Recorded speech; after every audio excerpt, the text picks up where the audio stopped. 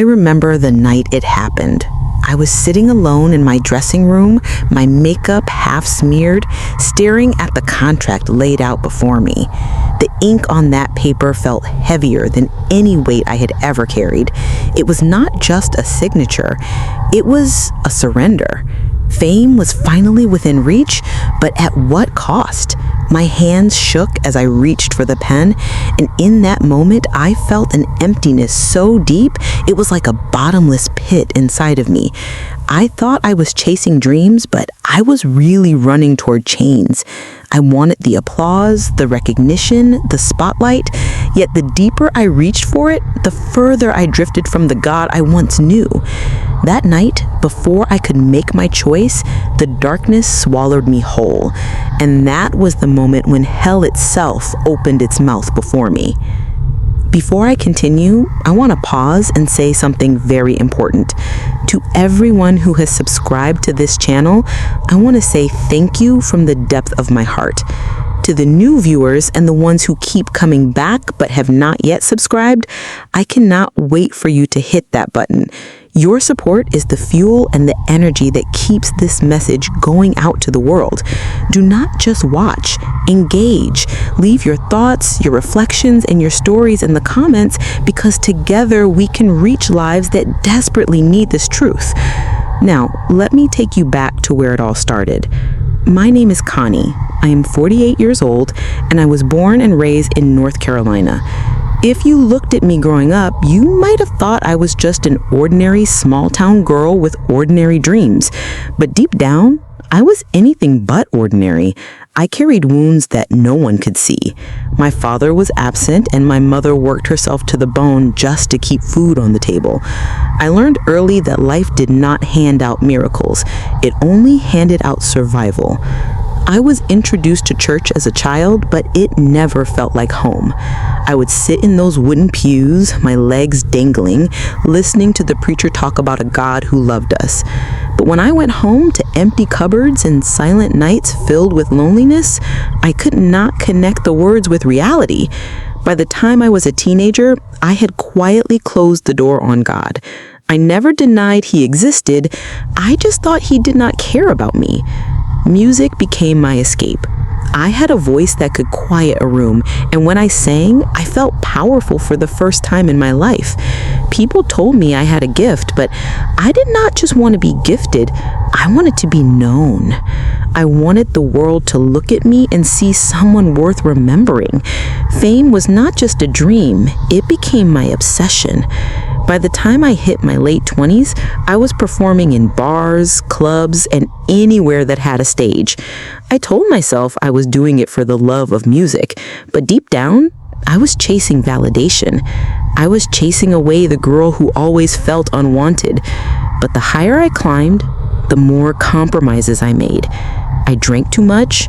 I slept with men I did not love just to secure opportunities. I used people and let myself be used. I still carried pieces of religion inside of me. I would whisper short prayers before shows. God, bless my performance. But the truth was, I did not want God to interfere. I wanted him to be a silent partner while I wrote the script of my own life. And then came the night that changed everything. The night when a man with too much money and too many connections slid a contract across the table and smiled as if he already owned me. The night that deal was placed before me, I felt like I was standing on a cliff. On one side was everything I ever dreamed of: fame, fortune, recognition. On the other side was the God I had long silenced. I tried to convince myself it was just business, just another step in my career. But when I picked up that pen, a heaviness filled the room. My chest tightened, my breath grew shallow, and before I could sign my name, my vision blurred. I remember clutching at my heart as if fire itself had ignited inside me. My body gave out. The sound of my chair crashing to the floor echoed in the room. And then silence. A silence so thick it felt like even time stopped. And in that moment, my soul slipped out of my body. At first, I thought I was dreaming, but when I opened my eyes, I was no longer in that dressing room. I was standing in a place that had no light, only shadows. The air was thick, like smoke mixed with sulfur, and every breath felt like inhaling poison. My ears filled with a sound that made my skin crawl, the endless screaming of voices crying out in torment. I tried to move, but the ground beneath me was like burning coal. The heat was unbearable, yet I could not die from it. My body felt both alive and dead, trapped in a state of never-ending pain. That was when I saw them.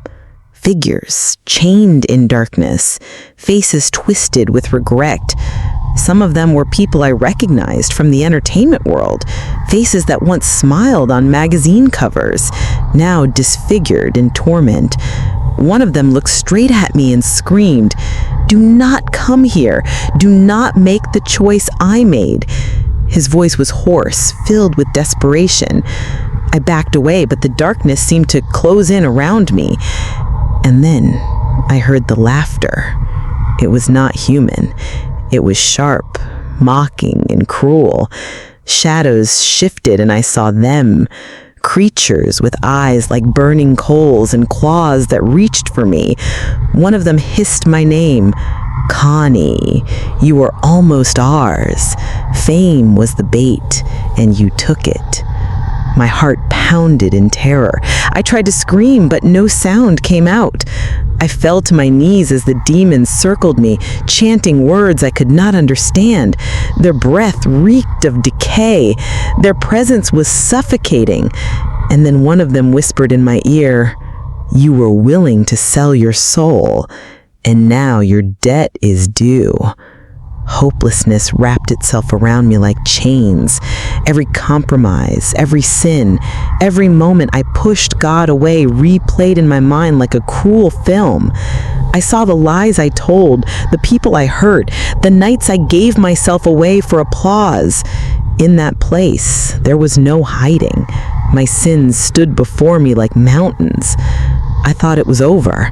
I thought I was lost forever. But then I heard it.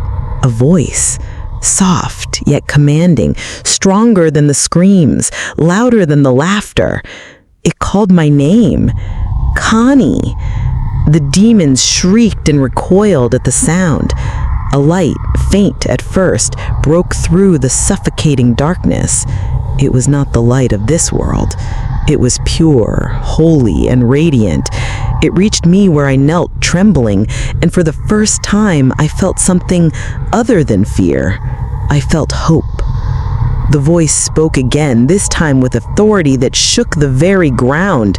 "Your time has not yet come. I have spared you so that you will tell them." The demons shrieked as the light grew brighter, surrounding me, lifting me up.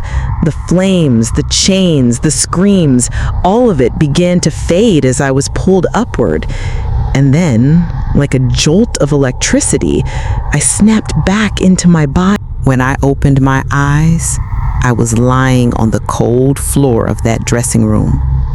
My chest heaved as if I had been drowning and finally broke the surface of the water. Sweat soaked my clothes. My throat burned as though I had been screaming for hours, even though not a sound had left my lips. The contract was still on the table, but I knew instantly that something far greater than paper and ink had just been signed over me. My life had been spared. I did not run to the phone. I did not call for help. I lay there, weeping like a child. My makeup ran down my face. My hands shook uncontrollably, and the only words that escaped my lips were, "Thank you, Jesus. Thank you for saving me." From that moment, everything changed. The very things I once craved, fame, recognition, applause, felt like ashes in my mouth. I looked at that contract, at the name of the man who offered it, and all I saw was the face of the demons that had circled me. I tore it to pieces and threw it into the trash. In the days that followed, my body recovered, but my soul had been marked forever. Every time I closed my eyes, I could still hear the screams. I could still smell the sulfur. I could still see the faces of people I once admired, now tormented in eternal fire. That memory was not given to me for fear alone. It was given as a warning. God had shown me what awaited me if I continued down that road.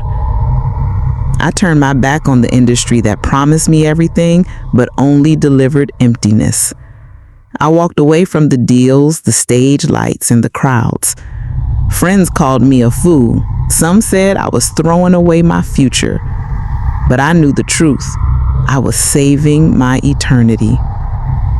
My transformation was not just external, it was internal. Pride was replaced by humility. Lust was replaced by purity. Anger was replaced by peace. For the first time in my life, I was not performing to be seen by man. I was living to be seen by God. I started attending church again, not out of obligation, but out of hunger. I devoured the Word of God like a starving woman. I prayed not just for myself, but for the very people I once envied on the stages of fame. I knew that behind the glamour, many of them were walking straight into the fire I had seen. Now, at 48 years old, I am not the woman who sat trembling in that dressing room. I am a testimony of God's mercy. I am a living witness that hell is real, but so is His saving grace. To you who are watching this, I need you to hear me clearly. No amount of fame, wealth, or success is worth your soul. The deal the world offers is a lie. It will give you applause for a moment, but it will steal your eternity. Hell is not a metaphor. Hell is not a story told to scare children. Hell is real. I have seen it. I have heard it. I have smelled it, and I would not wish it on my worst enemy. But there is hope. Jesus Christ is hope. He is not distant. He is not silent, and He is not finished with you. If He could pull me out of that pit, He can pull you out of whatever darkness you are in right now. I leave you with two truths that burned into my heart that night. Number one, the fame you sell your soul for will never save you from the fire. Number two, hell is too real to gamble with eternity. So I ask you, where do you stand today? If your life ended right now, where would your soul go? I want you to reflect deeply and share your thoughts in the comments. Tell me what this story has stirred in you.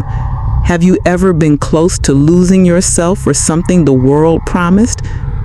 Do you believe God can still rescue you? Please like, share, and subscribe to this channel. Every click, every comment, and every share helps this message travel further, reaching someone who may be one decision away from eternity. I am Connie, and this is my testimony. I almost sold my soul for fame, but God showed me hell first. And because of that, I will never be the same.